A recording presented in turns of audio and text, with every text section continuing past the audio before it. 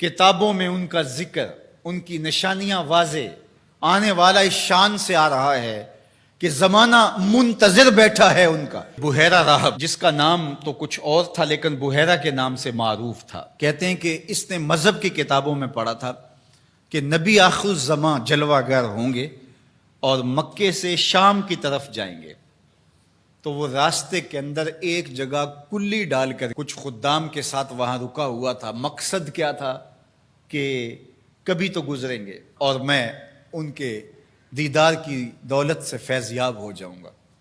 مذہب کی کتابوں میں ساری نشانیاں اس نے پڑھ رکھی تھی۔ وظیفہ کیا کرتا ہے یہاں بیٹھ کے؟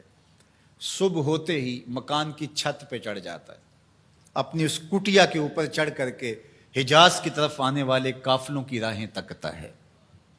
قافلے گزر جاتے ہیں، شام کو پھر نیچے آ جاتا ہے، اگلے دن سویرے پھر یہی عمل شروع ہو جاتا ہے۔ شب ہجر کی سختیاں کوئی اس سے جا کے پوچھے، تیری راہ تکتے تکتے جسے صبح ہو گئی، مدتیں بیت گئی، ماہ و سال گزر گئے۔ ایک دن وہ اپنے مکان کی چھت پہ چڑھا ہی تھا تو ایک قافلہ دکھائی دیا۔ اس نے کیا منظر دیکھا کہ دائیں بائیں کے درخت سجدہ کناں ہیں۔ سمجھ گیا میرا مقصود آ گیا ہے، جس کے لیے انتظار کی گھاتیں تھیں، جس کے لیے منتظر رہا شب و روز، جس کے لیے راستے میں کلی ڈال کے بیٹھا ہوا تھا، وہ مقصود، وہ گوہر مراد آج نصیب ہونے والا ہے۔ تو جلدی سے نیچے اترتا ہے اور اپنے مصاحبوں سے کہتا ہے، جلدی جلدی اس قافلے والوں کا کھانا تیار کر دو۔ کہا کہ پہلے بھی قافلے گزرتے ہیں، یہاں رکتے بھی ہیں، آپ نے کسی کو پوچھا بھی نہیں۔ کہا بس آج کسی کی طفیل ان کو کھانا دیا جا رہا ہے۔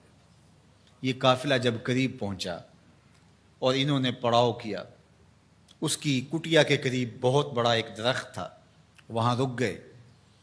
تو اس نے میسج بھیجا کہ آج دوپہر کا کھانا تمہارا میرے ساتھ ہوگا، آج تم میرے مہمان ہو۔ یہ بہت خوش ہوئے کہ ہم پہلے بھی گزرتے تھے، یہاں رکتے بھی تھے، اس نے کبھی پوچھا بھی نہیں تھا، آج خاص پذیرائی ہے۔ کھانے کا وقت ہوا تو وہ آیا، اور جس طرح وہ لوگوں کے مجمع میں کسی کو ڈھونڈ رہا ہو۔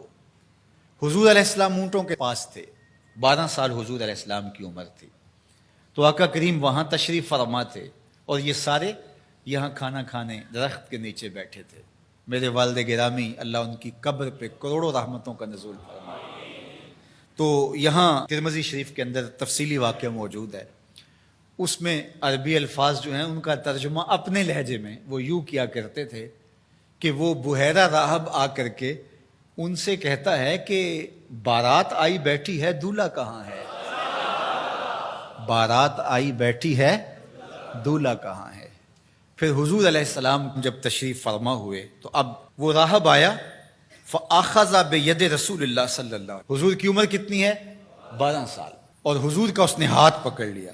صحیح ترمذی میں روایت ہے، قال، اور اس نے کہا، ھذا سید العالمین، قافلے والوں سن لو، یہ تمام جہانوں کا سردار ہے۔ ھذا رسول رب العالمین، یہ تمام جہانوں کا رسول ہے۔ یبعثہ اللہ رحمت للعالمین، اور سن لو اللہ اس کو تمام جہانوں کے لیے رحمت بنا کے مبعوث فرمانے والا۔ اللہ اکبر۔ تو دھوم مچی ہوئی تھی حضور کے آنے سے قبل، پیغمبر راہیں بتا رہے تھے، نشانیاں بتا رہی تھیں۔ حضرت موسیٰ علیہ السلام پر جب الواح تورات کا نزول ہوا تو انہوں نے جب تورات پڑھی تو اللہ کی بارگاہ میں عرض گزار ہوئے، اللہم انی اجد فی الالواح امتا ہم المستجیبون المستجاب لہم فاجعلہم امتی، قال تلک امت احمد۔ کہا مالک، میں نے الواح تورات میں ایک امت کا تذکرہ پڑھا ہے جن کی دعائیں تو قبول فرمائے گا، جن کی دعائیں رد نہیں ہوں گی، وہ امت میری امت کر دے۔ کالا تل کا امت احمد صلی اللہ علیہ وسلم، فرمایا کہ یہ تو میرے پیارے احمد کی امت ہے۔ آپ کا ذکر تورات میں ہے، مثلہم فی التوراۃ و مثلہم فی الانجیل۔ اللہ قرآن مجید میں ارشاد فرماتا ہے کہ حضور کے ساتھیوں کا ذکر، ان کی مثالیں اللہ نے تورات میں بھی بیان کی ہیں اور انجیل میں بھی بیان کی ہیں۔ اللہ اکبر۔ اب تورات کی کہانی سنیے، 9 سوال تھے مسلسل، اللہ اس میں یہ شان ہے، اس امت کو یہ مرتبہ دیا گیا، یہ شان دی گئی، وہ امت میری امت کر دے۔ جواب کیا آتا رہا؟ تل کا امت احمد، یہ تو میرے نبی محمد صلی اللہ علیہ وسلم کی امت. تو جب 9 مرتبہ یہ سوال کر چکے تو پھر حضرت موسیٰ نے کیا عرض کی؟ اللہم اجعلنی من امت احمد. اللہ وہ امت میری امت نہیں بناتا، مجھے اس کی امت سے کر دے. چوں بشانش نگاہ موسیٰ کرد شدن از امتش تمنا کرد. جب حضرت موسیٰ نے ان کی شانیں دیکھی تو خود آرزو کی مالک مجھے اس نبی کی امت سے کر دے. پیغمبروں نے آرزویں کی، 12 نبیوں کی آرزویں مختلف کتب میں موجود ہیں جنہوں نے یہ تمنا، یہ آرزو کی. یار ہم نے کوئی آرزو تو نہیں کی تھی، ہم نے کوئی منتیں تو نہیں مانی تھی، ہم نے کوئی وظیفے تو نہیں پڑھے تھے، ہم کوئی دعائیں تو نہیں کرتے رہے کہ یا اللہ اس نبی کی امت سے کر دے. ہماری آنکھ کھلی، مقدر جاگا. ہمارے والد صاحب مسجد سے مولانا کو بلا لائے، اس نے کان میں آ کے کہا مبارک ہو تو حضور کا غلام بن کے آ رہا ہے. شاہوں سے ملا ہے نہ تونگر سے ملا ہے، اللہ کا عرفان اسی در سے ملا ہے.